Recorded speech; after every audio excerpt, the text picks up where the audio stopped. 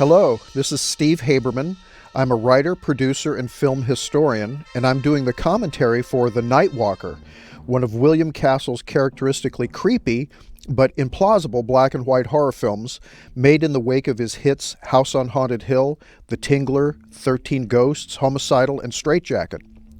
The Night Walker was the first movie under his new contract with Universal Pictures after several years at Columbia, and his second with a screenplay by the legendary author of Psycho, Robert Bloch. Bloch had penned Castle's previous success, the equally eerie but unbelievable Straitjacket, featuring a wild performance by an aging Joan Crawford, fresh from her triumph in Robert Aldrich's Whatever Happened to Baby Jane. With its sumptuous Universal Studio sets, its convincing star performances by Barbara Stanwyck, Robert Taylor, and Hayden Rorke, its suspenseful script by Robert Bloch, and its genuinely frightening scenes, The Night Walker is probably William Castle's best directorial effort after House on Haunted Hill and The Tingler. And he didn't even design an audience participation gimmick to sell the film. You're listening to one of The Night Walker's biggest virtues, the score by Vic Mizzy, his first for a feature.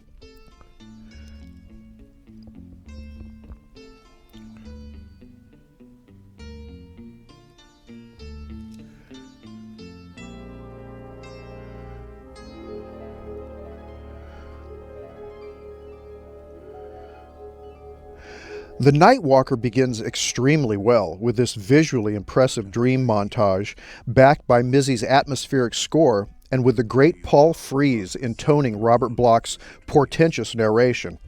The scene works very much like Alicia Cook's warning at the beginning of Castle's House on Haunted Hill, giving the viewers a hint of the frightening nature of what they're about to see, putting them on edge for the shocks to come. This technique stretches all the way back to Edward Van Sloan's cautioning to the viewers of Frankenstein in 1931, ending with the words, "Well, we warned you."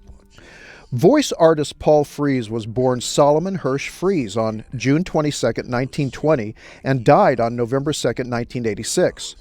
Early in his career, he appeared as an actor in Howard Hawks' seminal science fiction horror movie The Thing from Another World. But he came to prominence using his Orson Welles-like tones as an actor, impressionist, and comedian, and working on MGM, Walter Lantz, and Walt Disney theatrical cartoons. For TV, he created the voice of Boris Badenoff in the Rocky and Bullwinkle Show, and did several characters on the Rankin Bass stop-motion animation holiday specials. Called the Man of 1,000 Voices, he had an unusually wide 4-octave range. At Disneyland's Haunted Mansion, he provided the rumbling bass tones of the ghost host, but he could also play the folksy farmer who helps the little green sprout in the Green Giant vegetable commercials. As he did for the American International release of Burn Witch Burn 2 years earlier, Frees provides just the right amount of sinister gravitas for this prologue to The Night Walker. After the preview screening of The Night Walker at Universal Studios, its screenwriter Robert Bloch told first-time feature composer Vic Mizzy, "I never dreamed that the music would turn out this good or add so much. It electrified the picture and gave it a feeling of life I never thought possible. I've now lucked out twice in my career. I wrote both Psycho and The Night Walker.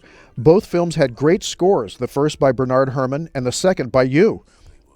And the great Bernard Herrmann himself, the composer of the scores for Citizen Kane, Vertigo, North by Northwest, and Psycho, and a manic depressive with a volcanic temper and very little love for his fellow film composers, told Mizzy, "The score is a masterpiece. It's very inventive, and the instrumentation's fantastic. I'm also very impressed that, like myself, you do all of your own orchestrations." Probably best known for the famous harpsichord and finger-snapping main title theme for TV's The Addams Family and the Ava Gabor-Eddie Albert duet for Green Acres, Mizzy started his career as a prolific popular songwriter in the 1940s.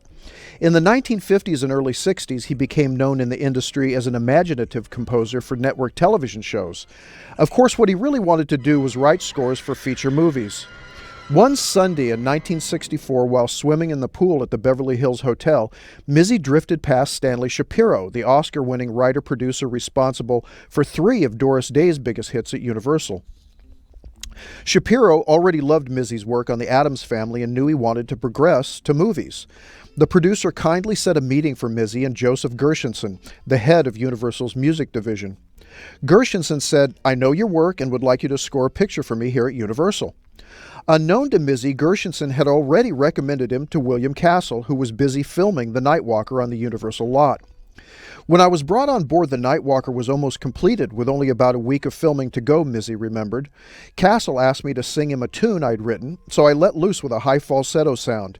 Castle said, "I love it," and told me to use it in the picture. I found Bill to be a kind, generous, and sweet man. Castle trusted my musical judgment implicitly. He gave me free rein to do my job. He even allowed me to spot the picture myself. Following the genuinely disturbing dream montage, this first scene with Mizzy's music, the old age makeup on actor Hayden Rorke, his blind white eyes and halting movements, all create a dreamlike atmosphere of foreboding. Castle's films often have authentically eerie first acts before the contrivances of the plots begin. The Nightwalker is a perfect example since it has one of the strongest openings and ends with some of his most implausible plot twists. Castle intentionally emphasized the unbelievable quality of his shockers. In a radio interview for The Nightwalker, he said, "I do not approve of pictures with outright violence or brutality. These, I feel, are definitely wrong. However, I do my pictures with tongue-in-cheek, sort of kidding and having fun. I'm saying to my audience, yell and scream with me, but remember, this can't happen. This is a charade, and it's just fun for you and your family. Come on, have a ball with me." Really not the worst reason for making movies. Castle was very good at seeming to take the most ridiculous stories seriously and wringing every ounce of shock and suspense out of them while never being ashamed of their unreality. In his autobiography, Robert Bloch described the inception of The Nightwalker. He wrote, "William Castle had moved his base of operation from Columbia to Universal, and it was here that he summoned me for a new assignment. An Australian housewife had sent him an unsolicited screenplay. Storyline, characters, dialogue, and setting were all impossible to consider, but Bill was interested in what remained. The basic concept was the dilemma faced by a person who could no longer clearly differentiate between dream and reality. It was a concept Bill was willing to buy, along with the script, for $1,000. He then threw the script away, called me in, and asked what I could do with the premise itself. What I did eventually evolved as a story and script of my own." Robert Bloch was born in Chicago, the son of Raphael Bloch, a bank cashier, and his wife, Stella Loeb, a social worker, both German Jews. At the age of 10, Bloch went to the movies alone one memorable night to see Lon Chaney Sr. in the silent version of The Phantom of the Opera. When Mary Philbin pulled off Chaney's mask, revealing his distorted skull-like face, little Bobby Bloch reacted with both terror and fascination. From that moment on, he was obsessed with horror. During the 1930s, Bloch devoured the pulp magazine Weird Tales after happening upon it in 1927, the same year he saw The Phantom of the Opera. His favorite contributor to the magazine was also its most famous, the great H.P. Lovecraft. Bloch wrote a fan letter to Lovecraft, and characteristically, the then obscure author of such memorable tales as Rats in the Wall, Call of Cthulhu, and the Dunwich Horror, generously offered him advice on his own creative writing efforts. The semi-professional magazine Marvel Tales first published a Bloch tale, a short story called Lilies.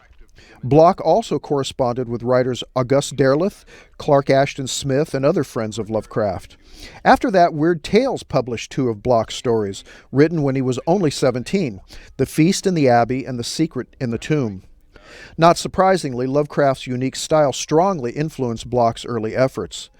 Lovecraft based the character Robert Blake in his story The Haunter of the Dark on the young Bloch and dedicated the story to him. Bloch was the only person to ever receive a dedication from Lovecraft. Bloch killed off a character based on Lovecraft in his 1935 story The Shambler from the Stars, so Lovecraft took revenge by killing off Robert Blake at the end of one of his best tales, The Haunter of the Dark. After Lovecraft's real death in 1937, which deeply grieved Bloch, the young writer broadened the scope of his fiction. He moved away from Lovecraft's universe of otherworldly monsters and explored themes of voodoo, demonic possession, black magic, and vampires. August Derleth's Arkham House, created to publish Lovecraft after his death, published Bloch's first collection of short stories, The Opener of the Way. By this time, Bloch had honed his own style, far removed from the writings of Lovecraft. For example, yours truly, Jack the Ripper, published in 1943 in Weird Tales, portrayed the Ripper as an immortal Englishman who kills for human sacrifices to extend his time on Earth. Both radio and later television adapted the story.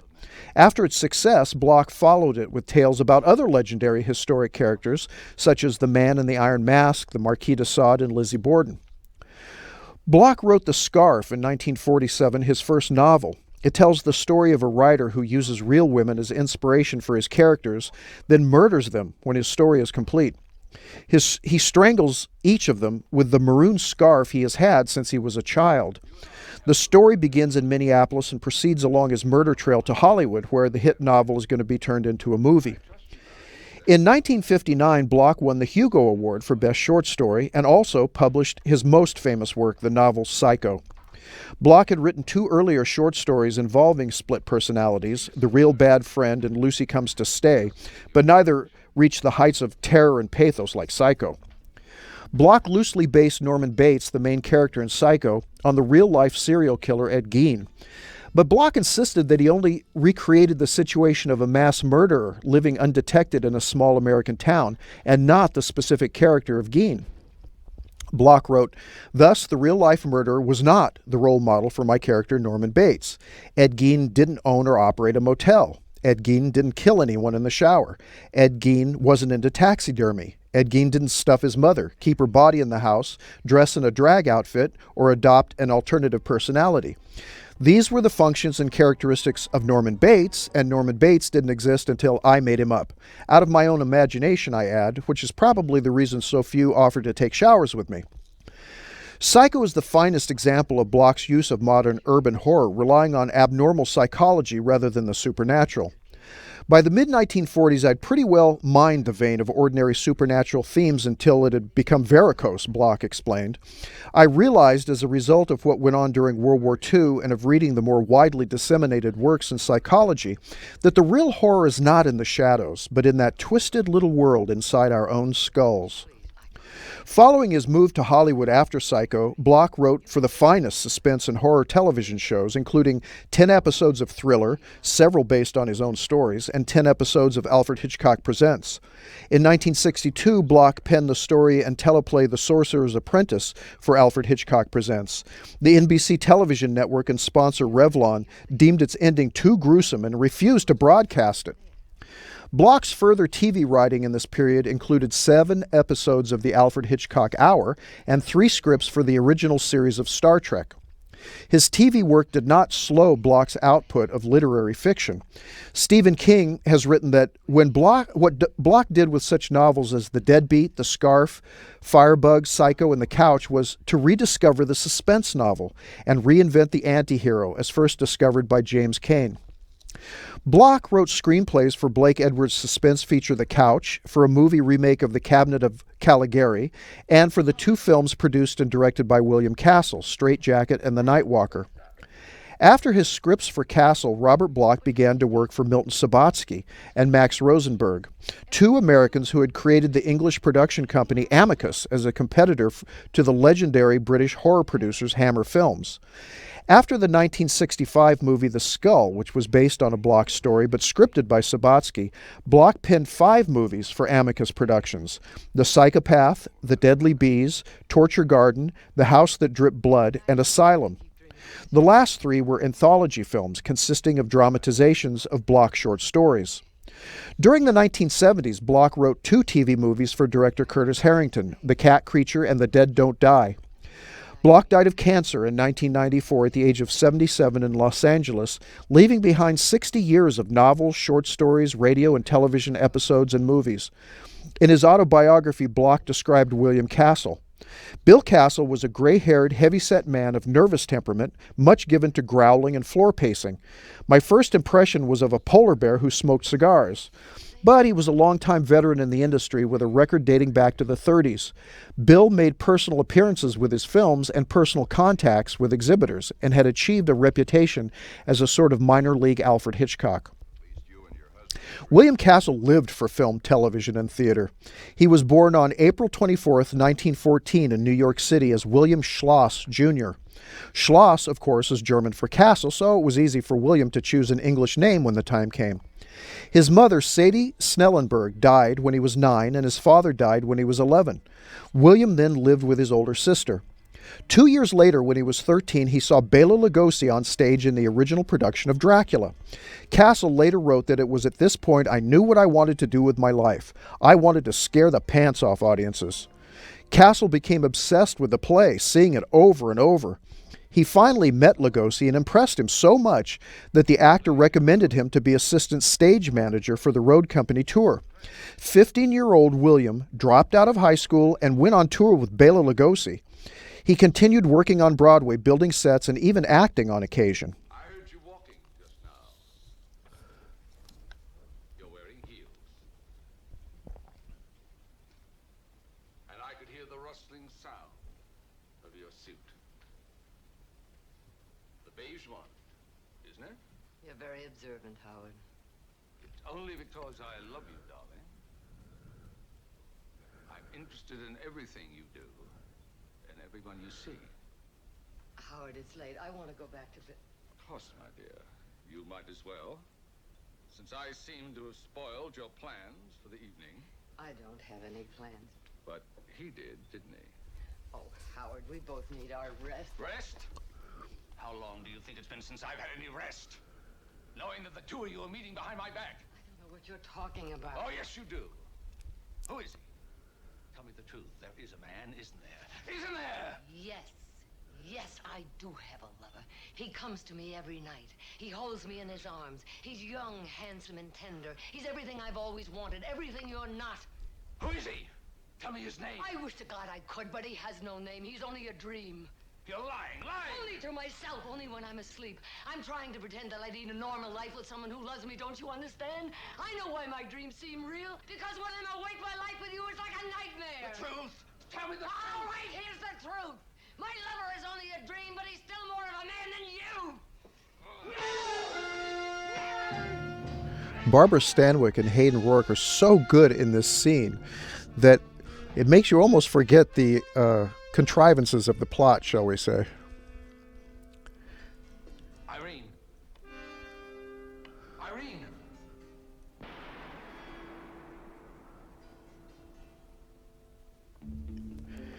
It might have been nice if Castle had established this lab that explodes in Barbara Stanwyck's house before the actual explosion. The fact that Hayden Rorke is some kind of engineer is only mentioned once in the dialogue, and we never see the lab until it blows up. This huge mansion having an in-house lab but no phone are just two of the implausibilities that Castle asks us to accept early in the proceedings. The lab would have been much easier to accept if we'd seen Rorke working in it before the destruction.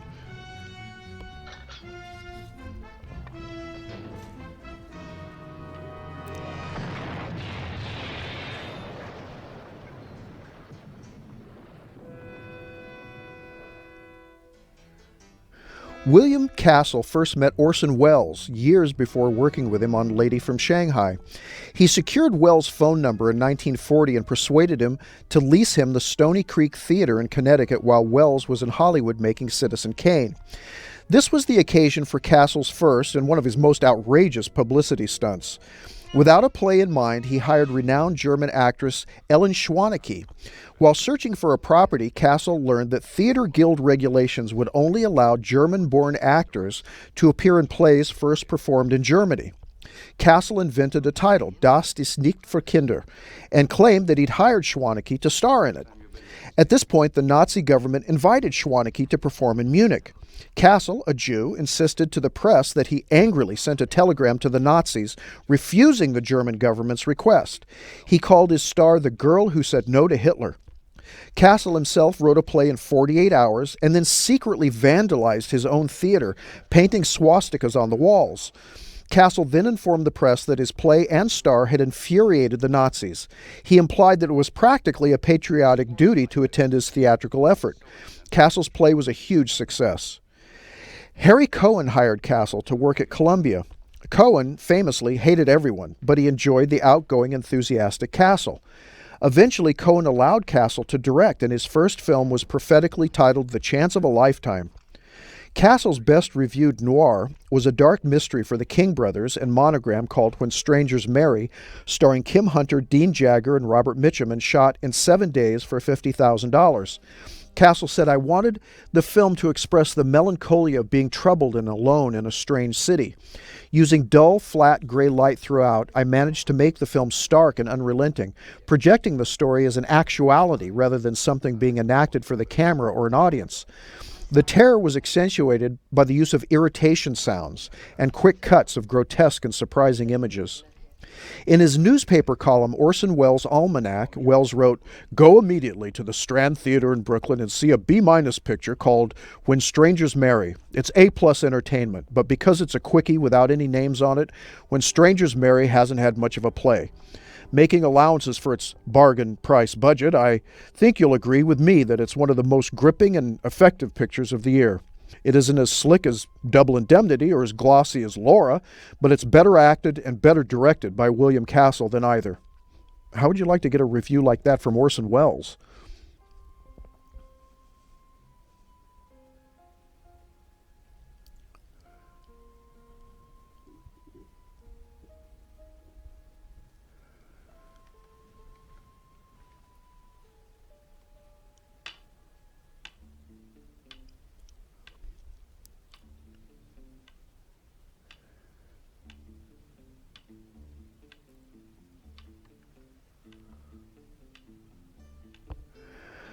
This is a great idea, having Stanwyck hear the dead blind man's tapping cane.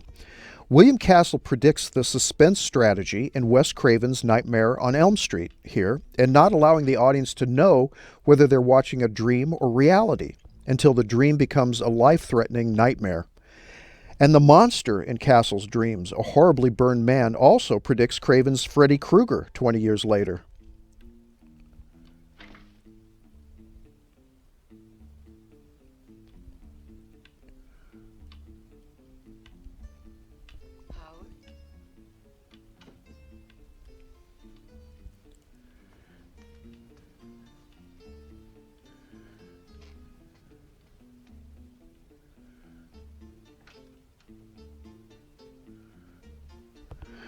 This upcoming scene in The Night Walker also works as a greatest hits feature for Castle, in this case hearkening back to the great shock moment in House on Haunted Hill when the heroine first glimpses the white-eyed blind housekeeper in the cellar and screams in terror.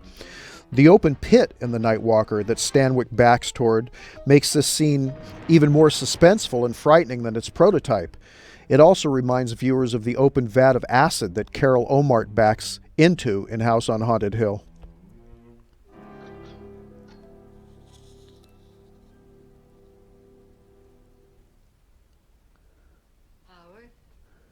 I love the way that Vic Mizzy's music cuts out here, allowing Barbara Stanwyck to grope through the smoke in absolute silence. Howard?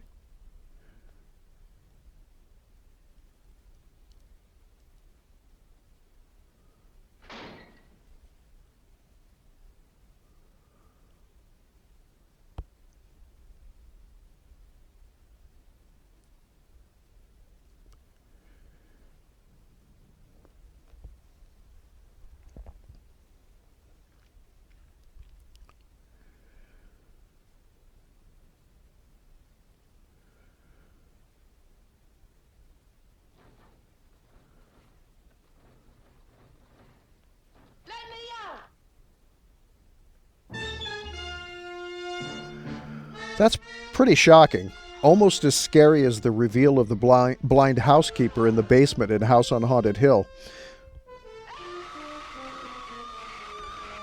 And there's the pit I mentioned, substituting for the vat of acid from Castle's earlier hit.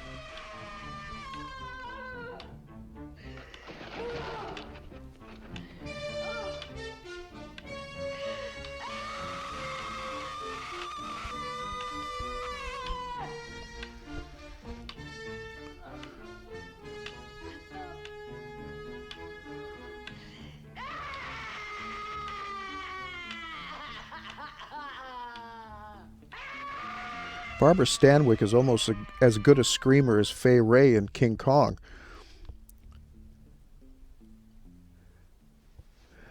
On the strength of When Strangers Marry, Wells invited Castle to work with him.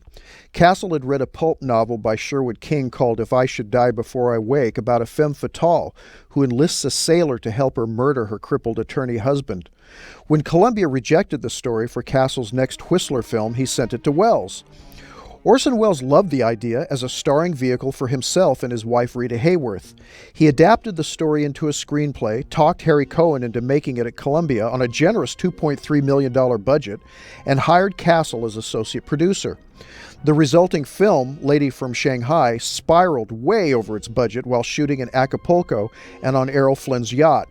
It also became one of the great film noir masterpieces of the 40s and one of the most visually inventive films ever made. In the Wells tradition, it alienated many in its contemporary audience and flopped at the box office.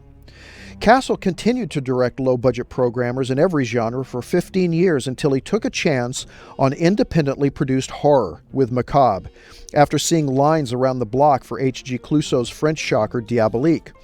Of course, Castle didn't just make horror movies. He devised incredibly creative promotional gimmicks to sell them. After ensuring his audience from death by shock with Lloyd's of London for Macabre, Castle invented Emergo to help promote House on Haunted Hill. What was Emergo? At a moment at the climax of the movie, after a walking skeleton pushes the femme fatale into a vat of acid in the cellar, a black box at the side of the theater screen opens and a 12-foot spotlit skeleton emerges, suspended by a wire over the audience's head. Get it? Emergo. The projectionist pulls the wire, and the skeleton floats over the audience. Then in the movie, as Vincent Price reels his puppet skeleton back, the Emergo skeleton also floats back toward the theater screen and into its box. Audiences loved it, even the preview audience packed with show business luminaries like John Huston. To satisfy insurance safety codes, the skeleton was actually a long balloon filled with air. That way, if it fell on an audience member, it wouldn't cause injury. And many audiences, especially during matinees filled with children and teenagers, tried to knock the skeleton down by throwing popcorn and candy boxes at it. In short, Emergo guaranteed that a good time was had by all. After the enormous financial success of House on Haunted Hill, Columbia offered Castle a multi-picture contract. His first movie, again starring Vincent Price, was The Tingler. And again, Castle conceived an amazing promotional gimmick, Percepto. The Tingler is a 2-foot centipede-like creature that grows on the spinal cord when someone is frightened. The Tingler becomes dormant and shrinks when the frightened person screams. Vincent Price removes the Tingler from a mute who died of fright without screaming. The living creature escapes into a movie theater. Castle purchased military surplus airplane wing de-icers that shake ice off the wings by vibrating.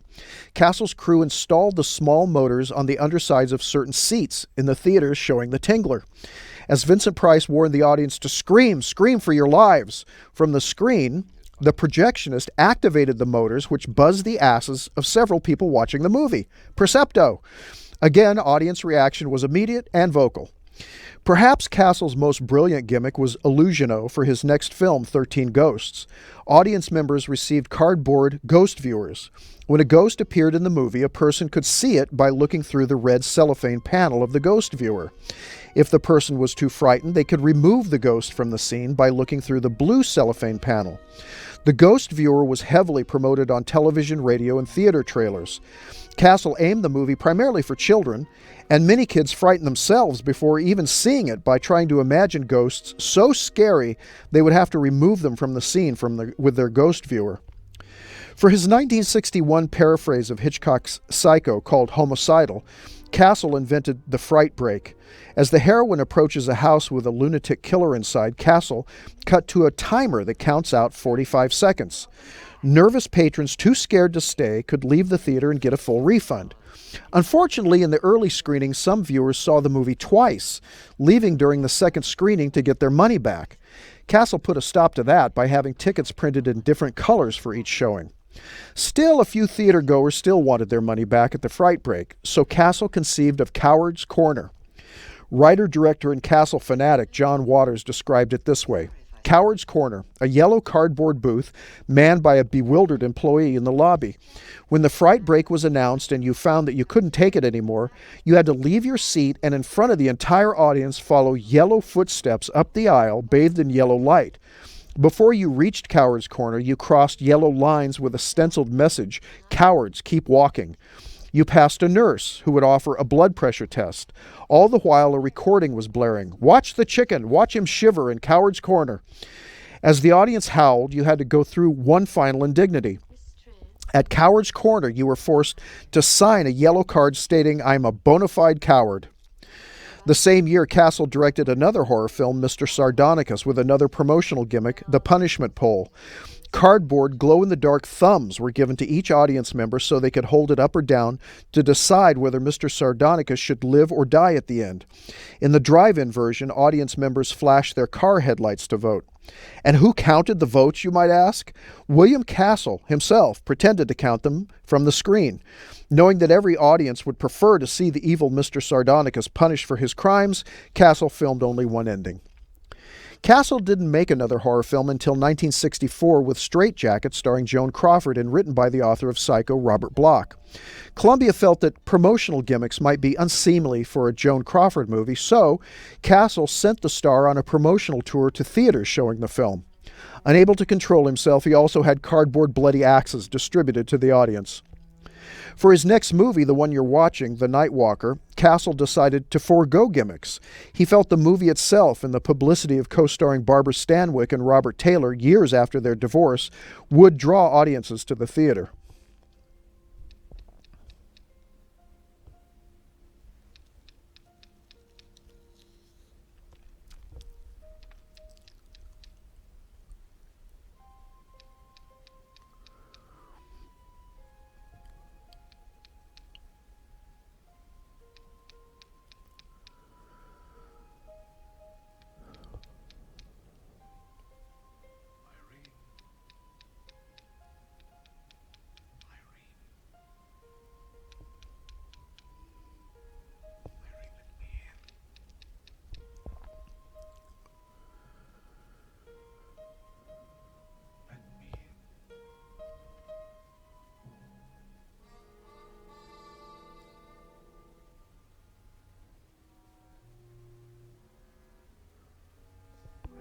Again, it seems that Wes Craven must have seen The Night Walker before making Nightmare on Elm Street.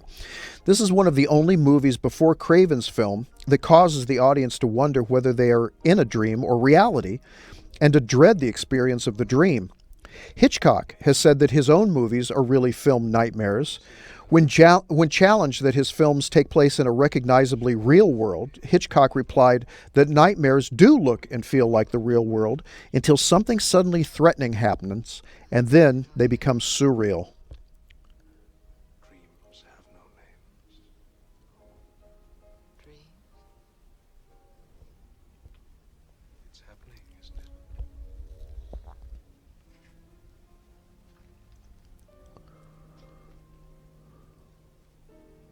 It happened before.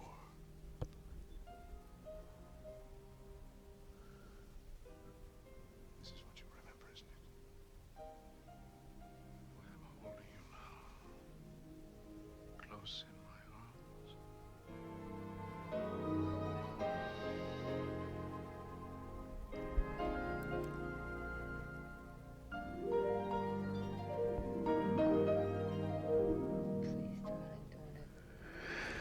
After The Night Walker, William Castle returned to promotional gimmicks one last time. He created the shock section, a row of seats at the back of the theater equipped with seat belts to keep patrons from jumping up in fright from his next thriller, I Saw What You Did, again featuring Joan Crawford. Actually, Castle had come up with another promotional gimmick for the movie that backfired. In his autobiography, Castle explained, "Tying up with telephone companies around the country and having huge plastic phones in front of each theater, advertising the picture seemed good showmanship at the time. But the wrath of the phone company descended upon me full blast. A phone number placed in newspapers around the country asked people to call for a special message. Upon dialing, a girl's voice answered and whispered sexily, 'I saw what you did and I know who you are,' and then made a date to meet the potential customer at whatever local theater was showing the picture. The whole gimmick would have worked beautifully, except the teenagers of America took the phone game seriously. While I had expected some reaction, I wasn't prepared for what happened, and neither was the phone company. It seemed that almost every teenager in the country was on the phone, making crank calls by the thousands, jamming the phone lines. In retaliation, the phone company would not allow us to advertise any further phone numbers and also took away the huge plastic phones in front of the theaters. They even threatened to disconnect my home telephone, and when I tried to apologize, they hung up on me. Of course, the greatest horror movie produced by William Castle was Rosemary's Baby in 1968. Castle wisely bought the rights to Ira Levin's novel, intending to direct the movie himself. Robert Evans, head of production at Paramount, wanted the project, but not Castle as director. He insisted on the brilliant young Polish director Roman Polanski, whose low-budget British thriller Repulsion was one of the greatest horror films of all time. Castle reluctantly agreed, but he had a Hitchcock-like cameo in the movie as a patron waiting outside of a telephone booth while Rosemary, played by Mia Farrow, makes a call. Rosemary's Baby was a tremendous critical and financial hit, and like Repulsion, one of the turning points in horror film history. Unfortunately, Castle suffered near-fatal kidney failure after the film's release. He directed one more very strange low-budget horror movie, Shanks, starring the famous mime Marcel Marceau. In 1975, he produced and co-wrote the science fiction horror film Bug. On May 31st, 1977, he died of a heart attack at the age of 63 in Los Angeles. He left a wife of 29 years, Ellen Falk, and 2 children, and his fun movies and crazy gimmicks remain memorable for many fans from the 50s and 60s. Contemporary directors Robert Zemeckis and John Waters even call Castle their favorite filmmaker. Vincent Price, after starring in 2 Castle movies, said of him, "One of the great Hollywood characters. He was a wonder to work with, outrageously witty and wise to what the public wanted. Castle films don't date, they just become more fun as the years go by." Let me make an appointment for you. Are you telling me you think I'm crazy? Irene, listen to me.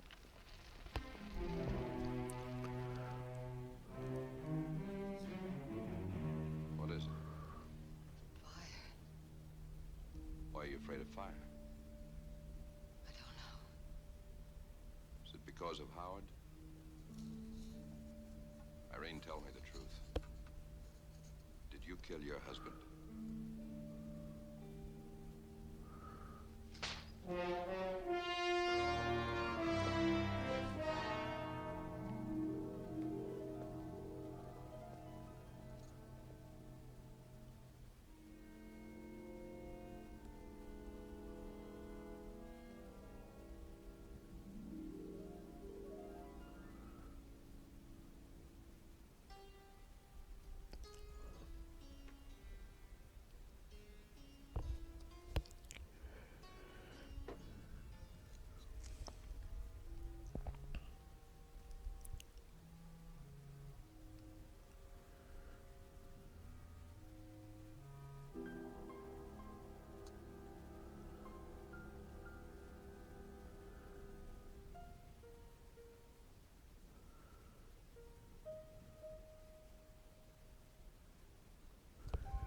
Lloyd Bochner, who plays the Dream, was born in Toronto, Ontario, Canada on July 29, 1924, to a middle-class Jewish family.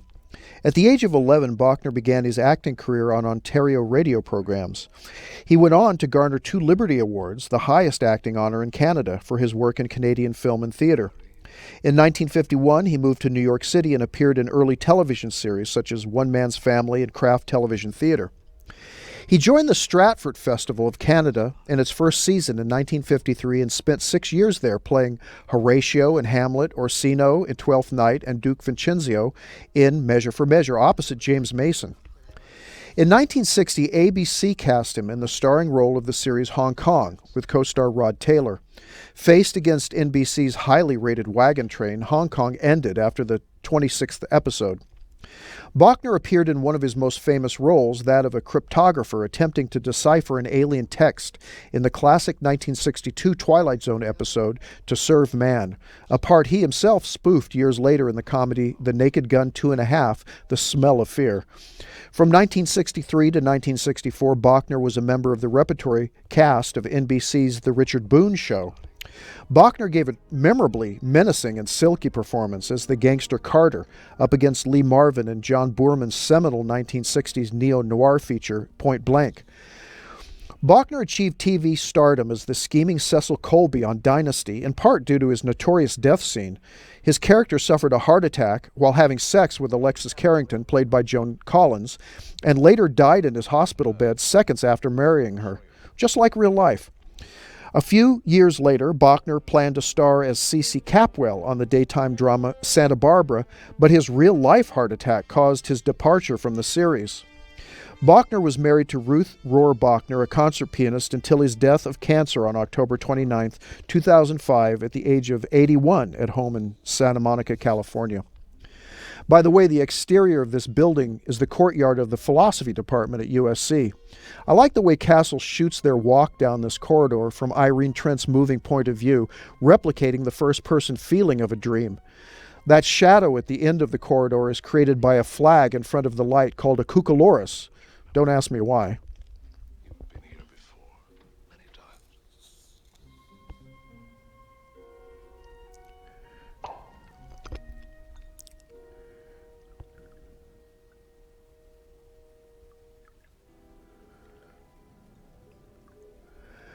Barbara Stanwyck was born Ruby Catherine Stevens on July 16, 1907 in Brooklyn, New York.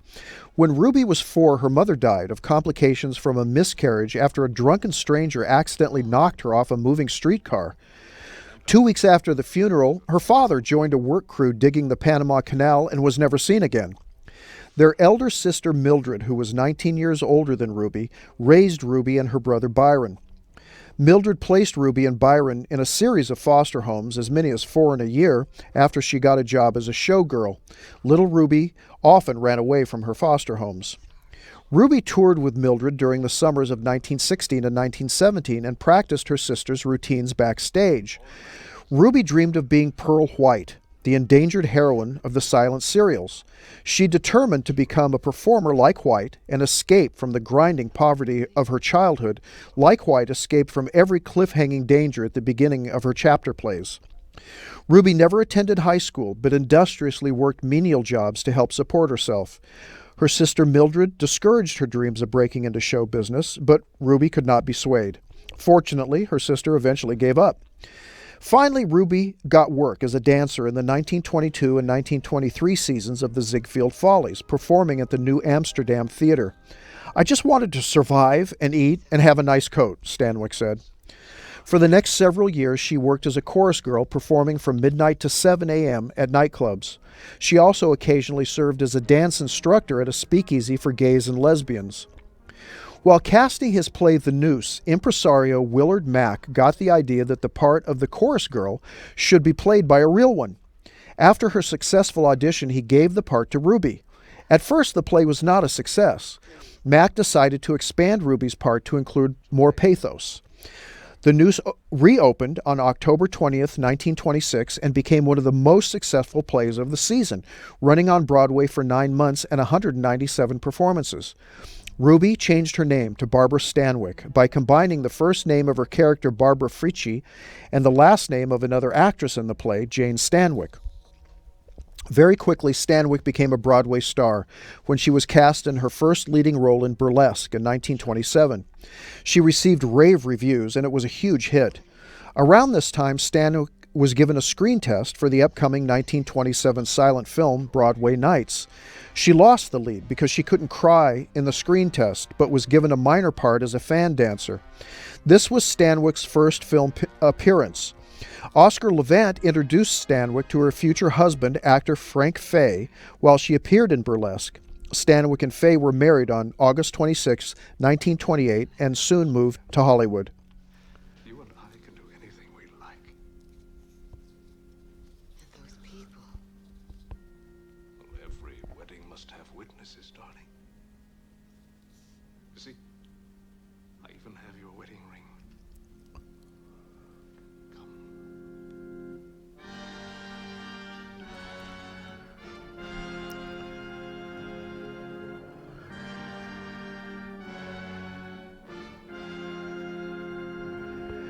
This wedding, sparsely attended by 4 mannequins, is the most surreal scene in the movie. Aside from the narrated prologue, it's the only scene that offers the nightmarish images promised by the film's publicity and posters. Vic Mizzy uses his training as an organist to twist the first four notes of Mendelssohn's Wedding March into a dirge, which is later taken up by the orchestra and combined with the little leitmotif for Hayden Rorke's Howard character. Mizzy said, "Our keyboard man doubled as our organist when we recorded the Erie Chapel wedding of Irene Trent and The Dream. The problem was that he couldn't play pedals. Being an organist, I had to sit down and play the intricate organ part while directing the orchestra by means of a large mirror and a click track. It was an interesting experience, to say the least, and eventually led to a visit with my ophthalmologist." It will become a happy memory. And now, it is time to proceed with the ceremony, which joins you both in the joys of matrimony. Do you have the ring? The witnesses are assembled. Do you take this woman to be your lawful wedded wife? I do. The Nightwalker, like Castle's House on Haunted Hill, is a kind of popularized combination of the Anne Radcliffe style of Gothic novel from the late 18th century with its 20th century noir counterpart, the works of the French team of Pierre Boulez and Thomas Narcejac. The two styles of fiction both ultimately reject fantasy and prefer explaining the supernatural as natural events. Radcliffe invented this form of fiction in her early Gothic novels, such as Romance of the Forest and The Mysteries of Udolpho.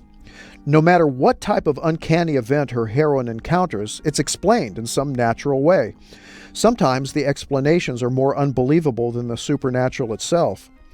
The French crime novelist team of Boulez and Narcejac wrote books in the 1950s, such as The Woman Who Was No More, which became H.G. Clouseau's film Les Diaboliques, and From Among the Dead, which became Alfred Hitchcock's movie Vertigo. The duo crafted stories of unexplainable, possibly supernatural events that turn out to be the machinations of murder plots. The movie Diabolique, of course, was a direct inspiration for Castle's Macabre, House on Haunted Hill, and especially The Nightwalker. Castle combines the noirish love triangles and disguised murder schemes of Boulez and Narcejac with the Gothic trappings of Radcliffe's supposedly haunted castles.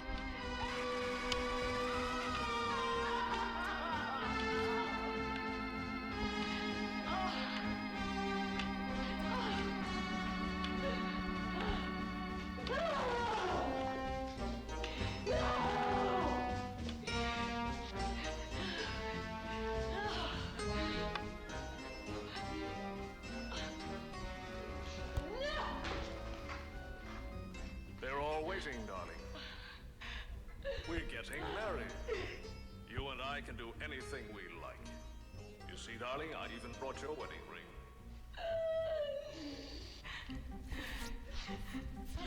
Dearly beloved, we are gathered here to unite this man and this woman in the bonds of holy matrimony. This is indeed a joyful occasion when two people become as one, and we all rejoice with you. And now, it is time to proceed with the ceremony. The witnesses are assembled. Do you take this woman to be your lawful wedded wife? I do. Do you, Irene Trent, take this man to be your lawful wedded husband?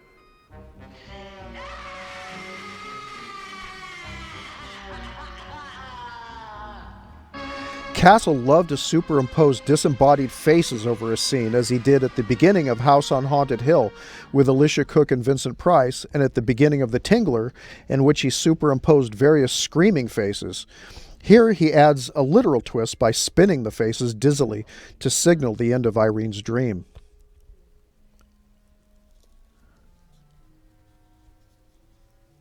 Wake up. Wake up. Irene, wake up.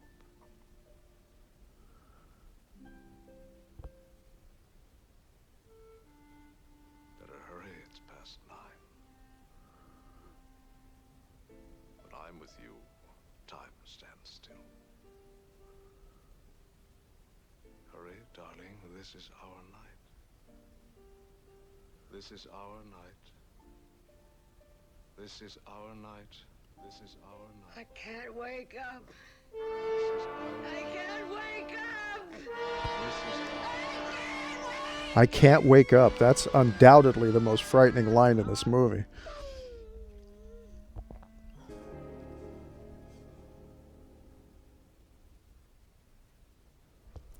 Stanwyck's first sound film was The Locked Door in 1929, followed by Mexicali Rose, released the same year.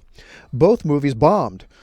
Nonetheless, Frank Capra chose Stanwyck for his comedy Ladies of Leisure in 1930. Numerous starring roles followed, among them the self-sacrificing title character in Stella Dallas in 1937, for which Stanwyck was nominated for the Academy Award for Best Actress. In Frank Capra's 1941 film Meet John Doe, she plays an ambitious newspaper woman falling in love with Gary Cooper's naive John Doe.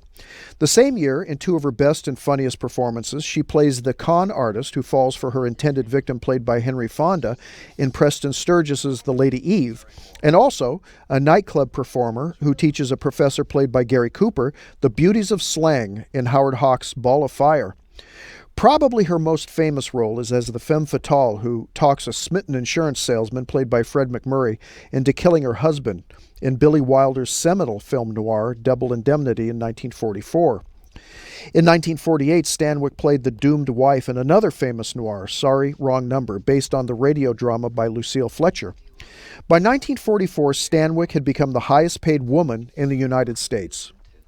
Throughout her career, Stanwyck became known for her kindness and generosity to both cast and crew members on her movie sets. For example, she made a point of remembering the names of the wives and children of everyone with whom she worked. Frank Capra said of Stanwyck, she was destined to be beloved by all directors, actors, crews, and extras. In a Hollywood popularity contest, she would win first prize, hands down. When Stanwyck's film career slowed in 1957, she moved to television. Her 1961 series, The Barbara Stanwyck Show, was not a success in terms of ratings, but earned her an Emmy Award. The Western series The Big Valley, which ran from 1965 to 1969 on ABC, made her a genuine television star, winning her another Emmy. Years later, Stanwyck earned her third Emmy for the miniseries made from Colleen McCullough's novel, The Thornbirds. When she was just 15, Stanwyck had a botched abortion that resulted in complications which left her unable to have children. On December 5, 1932, after moving to Hollywood, she and her first husband, Frank Fay, adopted a 10-month-old son. They named him Anthony Dion. The couple divorced on December 30, 1935. Stanwyck won custody of their adoptive son, whom she raised with a firm hand and strict expectations. When he grew up, Anthony avoided his mother, seeing her only a few times before her death. In 1936, while making the film His Brother's Wife, Stanwyck started dating her leading man, Robert Taylor. Already a star, Stanwyck emotionally supported and advised the younger Taylor, who originally came from a small Nebraska town. She guided his career and introduced him to Hollywood's social life. Louis B. Mayer, whose studio Metro-Goldwyn-Mayer had Taylor under contract, insisted the two stars marry in 1939 and presided over the arrangements. During the early years of their marriage, Stanwyck and Taylor bought acres of prime West Los Angeles property and enjoyed their time together outdoors. After World War II, Taylor wanted to create a life away from Hollywood, but Stanwyck didn't share that goal. Taylor had romantic affairs, and there were unsubstantiated rumors about Stanwyck having affairs as well. By 1950, Stanwyck and Taylor mutually decided to divorce. At first, Stanwyck showed reluctance, but after Taylor insisted, she proceeded with the official filing of the papers. She never remarried and always called Taylor the love of her life, according to her friend and Big Valley co-star Linda Evans. His death in 1969 affected her very deeply, and she took a long hiatus from film and television work. Stanwyck wrote that hard work with the prospect of rich reward was the American way. She felt that since she rose to success from a parentless and impoverished childhood in America, then others should be able to survive without the aid of government assistance. During the Depression of the 1930s, Stanwyck vehemently opposed the social programs of President Franklin Delano Roosevelt. She enthusiastically joined the Motion Picture Alliance for the Preservation of American Ideals shortly after its founding in 1944. The group's stated mission was to combat subversive methods used in the industry to undermine and change the American way of life. It challenged both communists and fascist influence in Hollywood. She also publicly supported the investigation of the House Committee on Un-American Activities. Robert Taylor appeared in front of the House to testify as a friendly witness.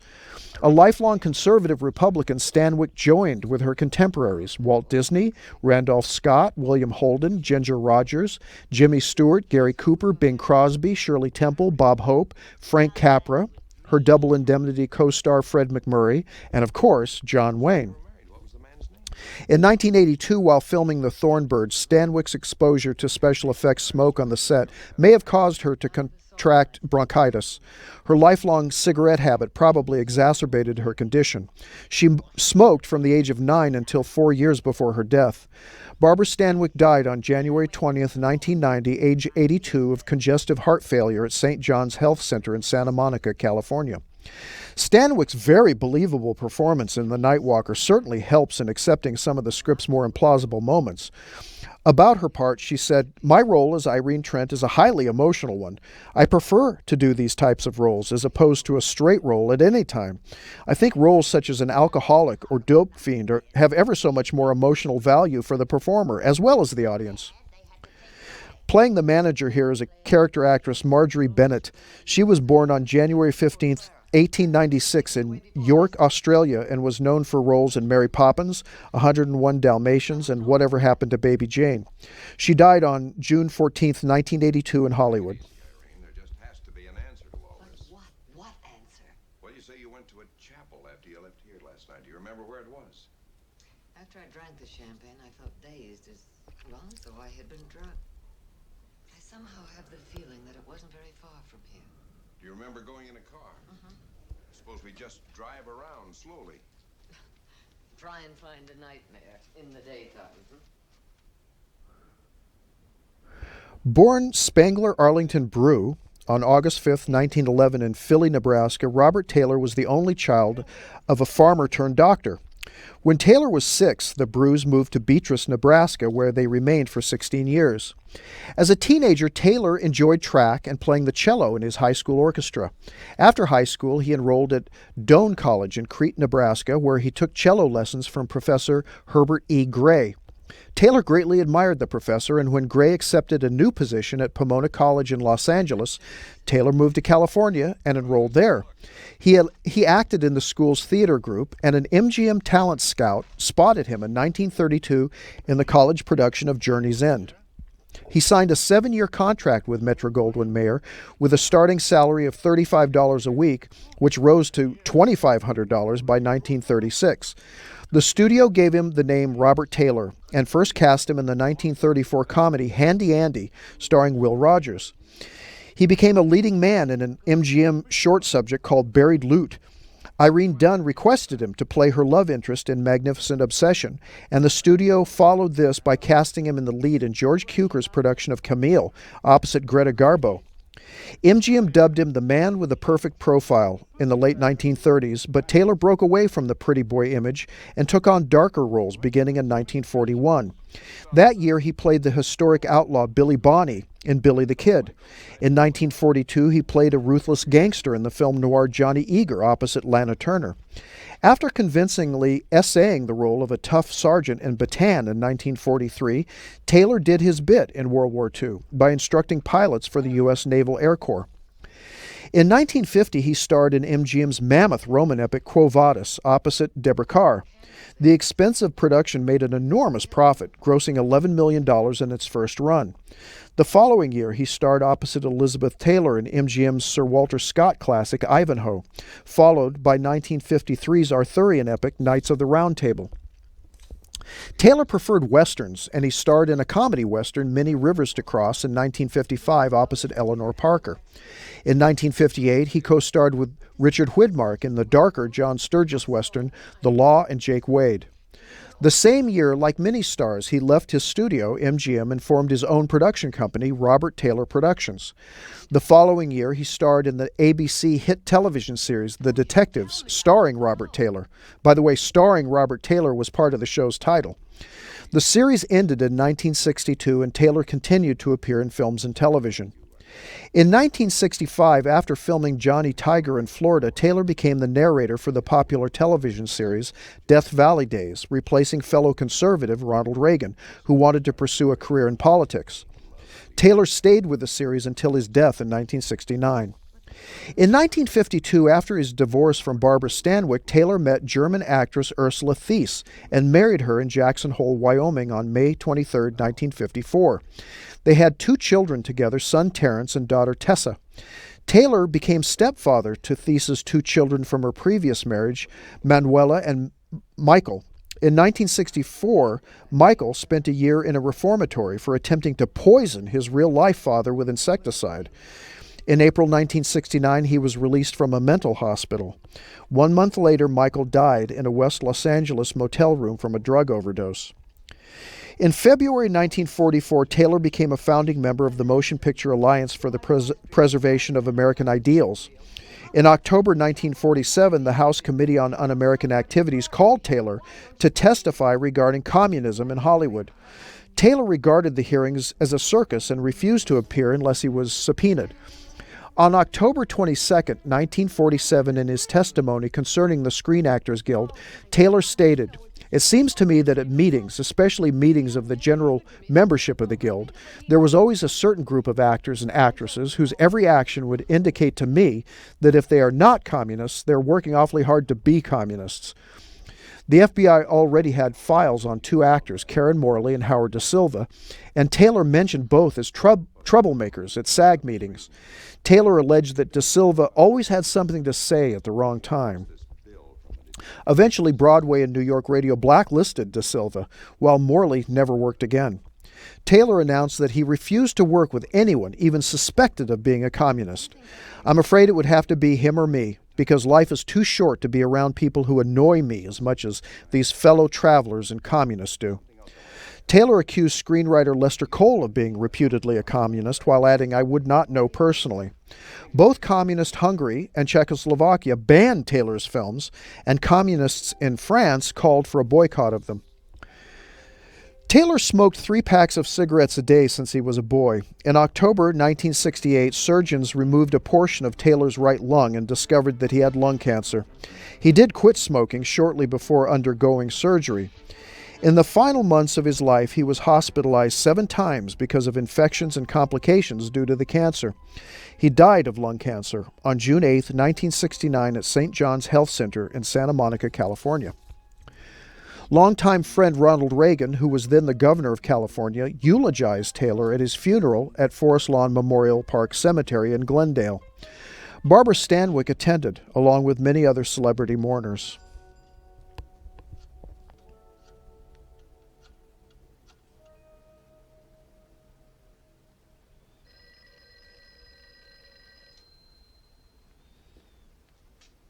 Good afternoon, Irene's Beauty Salon. Oh. Listen carefully. I'm changing the plan. I think she'll be coming back soon. Here's what I want you to do. Yes, I understand. I'll take care of it.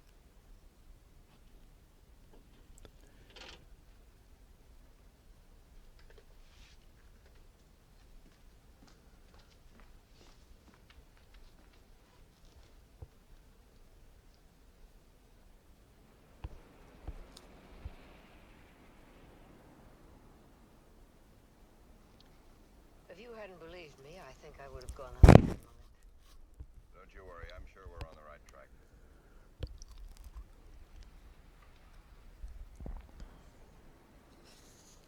I'll be in touch with you just as soon as I have something to report.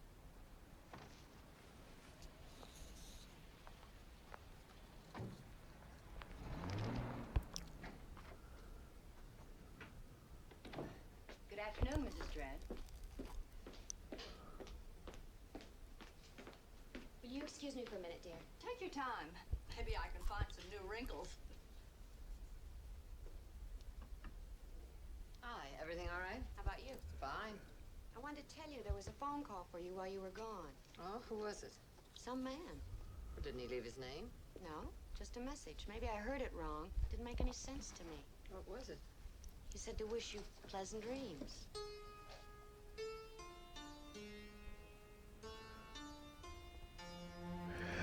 William Castle chose the Higgins-Verbeck-Hirsch mansion in Los Angeles for the house of Irene and Howard Trent.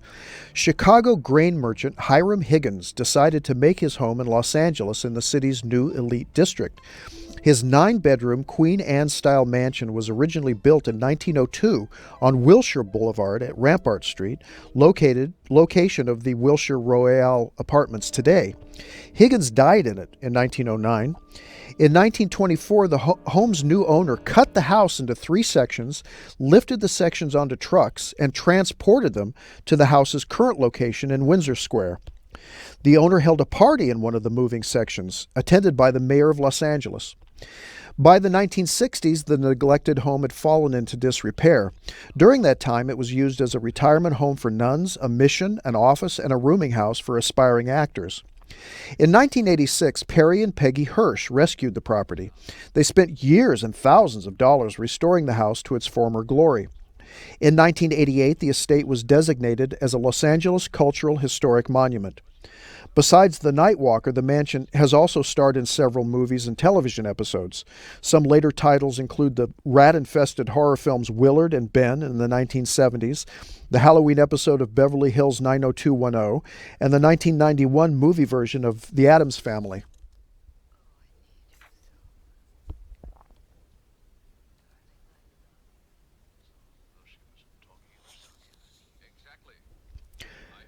You're listening to the voice of Hayden Rorke, who plays Stanwyck's blind husband, Howard Trent. Hayden was born in Brooklyn, New York in 1910. He was the son of screen and stage actress Margaret Rorke, and he took his stage first name from her maiden name. He attended Brooklyn Preparatory School, a Jesuit school where he served as president of the Dramatic Society in the student government and a member of the Omega Gamma Delta fraternity. He then studied acting at the American Academy of Dramatic Arts and began his stage career in the 1930s with the Hamden Theatrical Company. During World War II, he enlisted in the United States Army, where he made his film debut in the musical This Is the Army, starring Ronald Reagan, for which he was uncredited, playing 2 small parts. After the war, he left the Army and worked in small parts on Broadway. In 1949, he finally returned to Hollywood for the film Lust for Gold, again uncredited. Some films, like Rope of Sand, starring Burt Lancaster and Peter Lorre, listed Rorke in the credits, but he still went uncredited in Kim and The Magnificent Yankee in 1950 and in the Best Picture Academy Award winner An American in Paris. He had 2 prominent roles in the popular early television version of The Lone Ranger in 1952 and 53. In 1957, Rorke scored the recurring role of the film agent for Howard Duff and Ida Lupino, married in real life and playing a fictional acting couple in the CBS television series Mr. Adams and Eve. He later won the role of Colonel Farnsworth in the short-lived 1964 ABC sitcom No Time for Sergeants, based on the Andy Griffith film and starring Sammy Jackson in the lead. He also guest starred on 3 episodes of CBS's Perry Mason between 1960 and 1963. Rorke also appeared in television programs such as I Love Lucy, The Twilight Zone, Boris Karloff's series Thriller, where he played a psychologist, Peter Gunn, The Andy Griffith Show, Barnaby Jones, Mr. Ed, Wonder Woman, Burns and Allen, The Beverly Hillbillies, and The Love Boat. Rorke finally became famous to television viewers as Dr. Bedlow, the NASA medical officer in the television sitcom I Dream of Jeannie. Bellows became the foil for the antics of astronaut Tony Nelson, played by Larry Hagman, and his beautiful Jeannie in a Bottle, played by Barbara Eden. Bellows never discovers Nelson's secret that Jeannie is a real Jeannie, and usually makes a fool of himself in front of his superiors. Rorke's last film was reprising his role in the television reunion movie I Dream of Jeannie 15 years later in 1985. Co-star Barbara Eden called Rorke unashamedly gay in her 2011 biography Jeannie Out of the Bottle. She wrote that Rorke and his partner Justice Addis lived together for many years in Studio City along with their menagerie of dogs. He and Addis would often invite the cast over for parties. Eden described Hayden as a prince who was a good friend to the cast and crew. She wrote that he had a knack of keeping the cast of I Dream of Jeannie laughing, even in trying times. Hayden Rorke died of multiple myeloma at his Toluca Lake home in 1987 at age 76. He was survived by 2 brothers.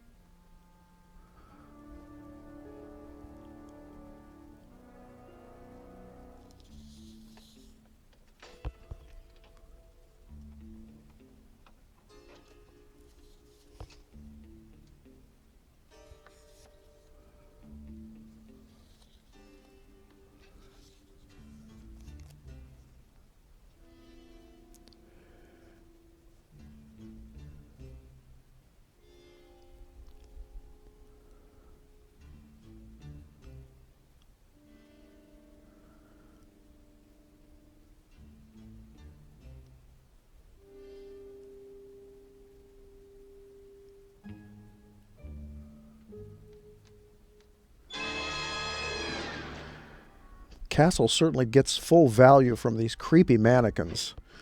And Vic Mizzy's wedding score. In the bonds of holy matrimony, this is a solemn moment. A moment in which two lives become one.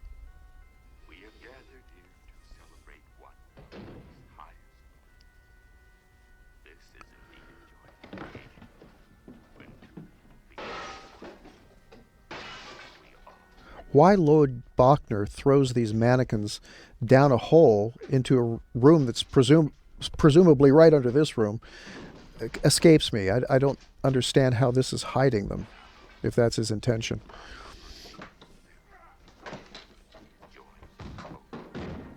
in the joys of matrimony. You have the ring. The witnesses are assembled.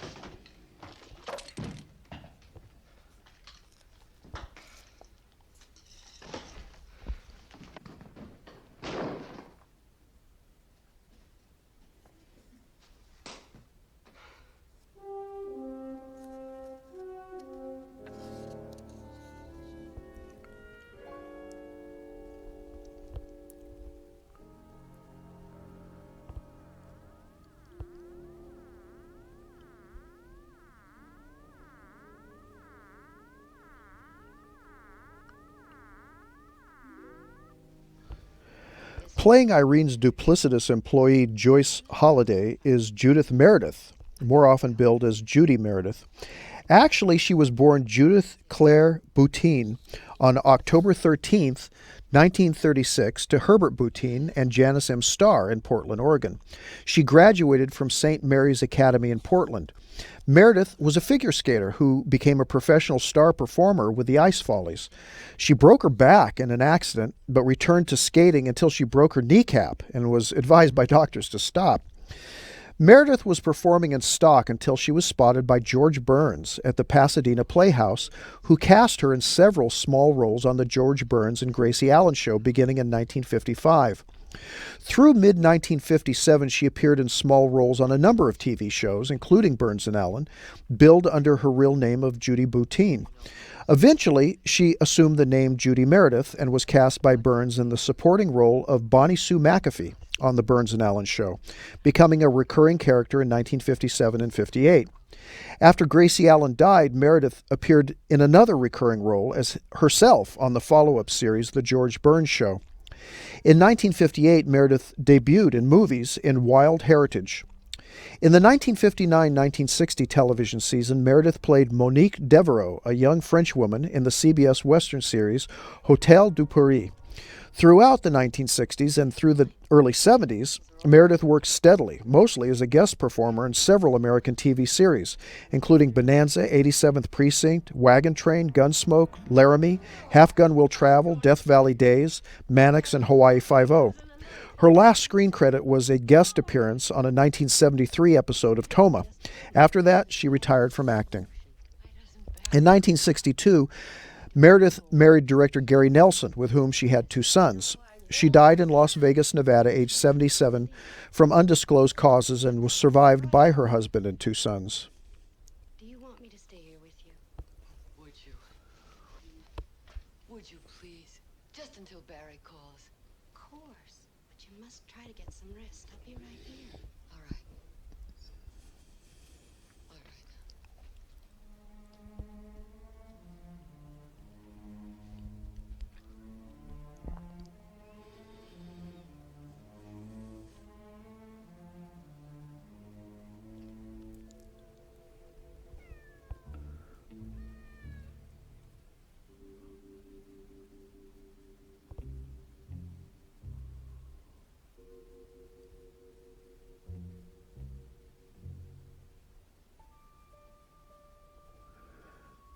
The musical theory that Vic Mizzy used as a songwriter helped him immeasurably as a film composer. The 19th century German composer Richard Wagner created leitmotifs in which characters, places, and even events in his operas had specific identifiable themes. Like many film composers, Mizzy adopted this technique, but he also employed a method of musical composition known as the Schillinger system, created by the Russian mathematician Joseph Schillinger. By using Schillinger, you have techniques you would not otherwise have, Mizzy said. With 4 notes, for example, this system allows you to create 12 permutations. And if it's a melody, you can imagine all the things a composer can do. There's tremendous opportunity for variation with a simple theme. This technique also allows you to compose very quickly. While watching the final cut of a film, I look for places where music would be effective. I use a piece of manuscript paper as well as a notepad. My music editor sits to the right of me and acts as my secretary stenographer. I'm already creating musical themes as well as making notations for where cues will begin and end. The single-line melodies are composed there, and then I go home and orchestrate. So about 95% of my actual composing occurs in the projection room while the film is being screened by me for the first time. I like experimenting and creating sounds that are offbeat and different. This is evident in The Night Walker in Mizzy's use of bass guitar and doctored grand piano for the main titles and the theme for sadistic blind Howard Trent. Mizzy said, I wanted to devise a theme where the tapping of Trent's cane would play against my melody and the bass guitar. It sounds as if the melody is being performed by a harpsichord, but the instrument used was actually a grand piano found on the Universal Studios lot. We placed a wooden bar across the soundboard and it made the notes from the piano sound very tinny. Amazingly, The Night Walker was scored in just 4 days to meet an impending release date. The score, with alternate cues, is well over an hour. Mizzy composed The Night Walker while working on scores for 3 television series. The film's recording session used 65 musicians and took about a day and a half. Mizzy said, as we began recording the main cue, the guests, including Castle and Stanwyck, were very surprised. They expected full orchestra and crashing cymbals, and all they got was a bass guitar and a doctored piano. The reaction was electric. Stanwyck came up and told me the music gave her a chill because it was so scary. You're right, Irene. Howard is alive. He tried to kill me at the house. You wait here. Where are you going? He must have gone back to the house. I've got to try and stop him before it's too late. Please, Barry, take me with you. I can't stay here.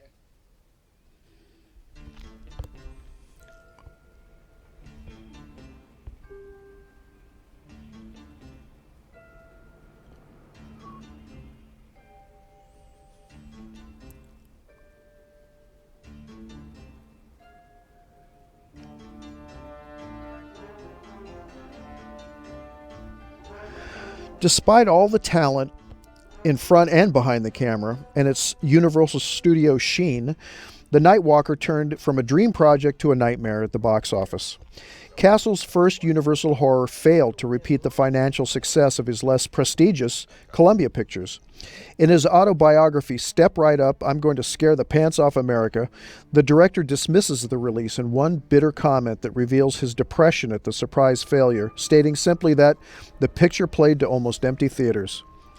Had the film been released earlier in the decade, it might have fared better. But by 1964, not only had Hitchcock's 2 classic horrors, Psycho and the Birds, been released, but almost all of Roger Corman's stylish Poe-Gothics and the best of the Hammer horrors from England. The best horror TV shows, Thriller and the Alfred Hitchcock Hour, had run their courses, and the entertainment market simply was glutted with quality horror. With The Night Walker, Castle tried to appeal to 2 opposite segments of the new generation gap in movie patrons. Castle's adolescent fans, weaned on the shocks of hits like House on Haunted Hill and Homicidal, expected the exploitative elements and gimmicks they learned to love. Casting Golden Age stars Barbara Stanwyck and Robert Taylor couldn't replace flying skeletons and tingling asses. The beautifully crafted theater posters by renowned artist Reynold Brown fueled the adolescent disappointment, since it portrayed a nightmarish demon perched over a sleeping blonde in a nightgown, a scene that never appeared in the movie.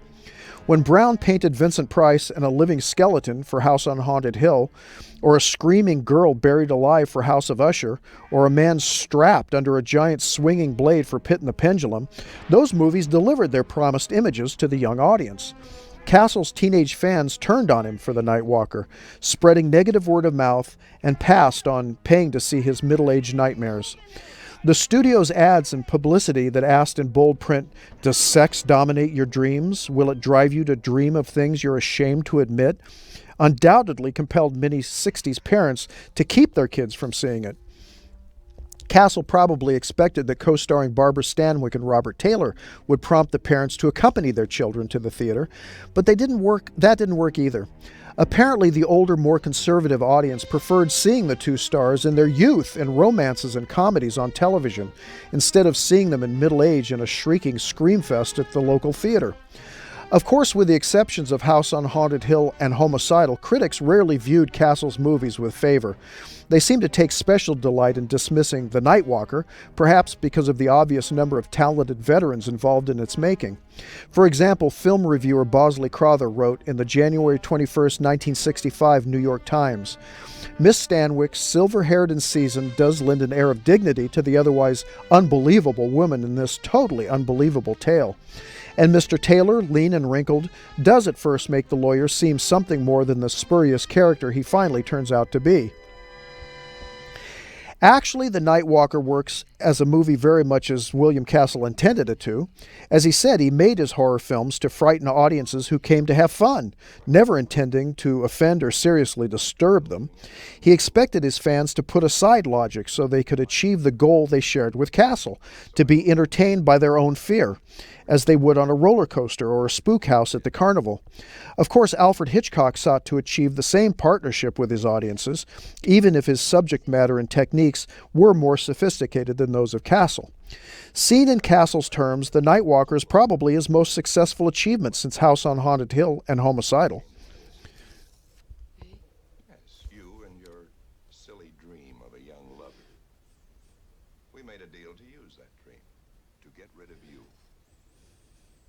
And the nightmares began. You're truly a remarkable woman, Irene. Unfortunately, The Nightwalker has not one, but two explanatory speeches by the antagonists to Barbara Stanwyck. Probably at least one explanation too many. You know, in a way, I've come to be very fond of you. 2 bullets, Irene. I fired those to get you into this house.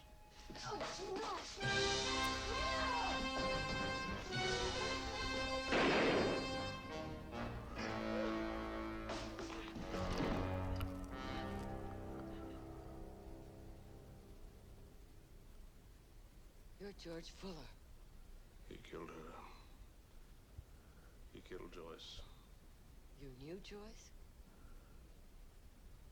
She was my wife.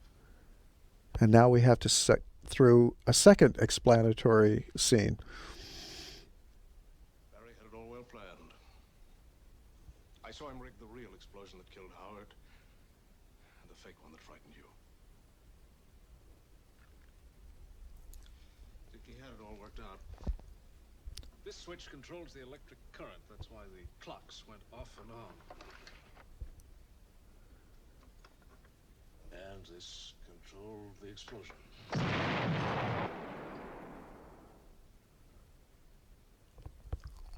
Barry promised me half the estate, and I agreed. Then he got greedy. When I heard him talk to you in the chapel today, I knew he planned to double-cross me. He wanted all the money. I tried to stop him when he came here today. So he killed Joyce, and he meant to kill you and me. Well, I never planned murder. Now there's no choice. There'll be another fire here tonight. Oh, no, please. The biggest problem with the logic of The Nightwalker is accepting that an otherwise mentally healthy woman like Irene Trent would be unable to realize that she's not asleep and dreaming when confronted by Lloyd Bochner's smarmy dream character and the journeys on which he takes her in downtown Los Angeles. Of course, the by now time-worn Diabolique twist ending also strains the audience's credibility. Plot holes are symptoms of this genre. Even after the twist endings of masterpieces like Diabolique and Vertigo, the audience is left to ponder some of the implausibilities of the schemes. In every one of them, the audience might ask how the murderers could predict so perfectly the reactions of the characters they manipulate. But, as Hitchcock said, movies should not be slices of life. They should be slices of cake. Meaning that if the audience is absorbed and entertained while watching a movie, implausibilities hardly matter. However, the implausibilities of The Nightwalker come so fast and often that the audience is nearly never really taken in.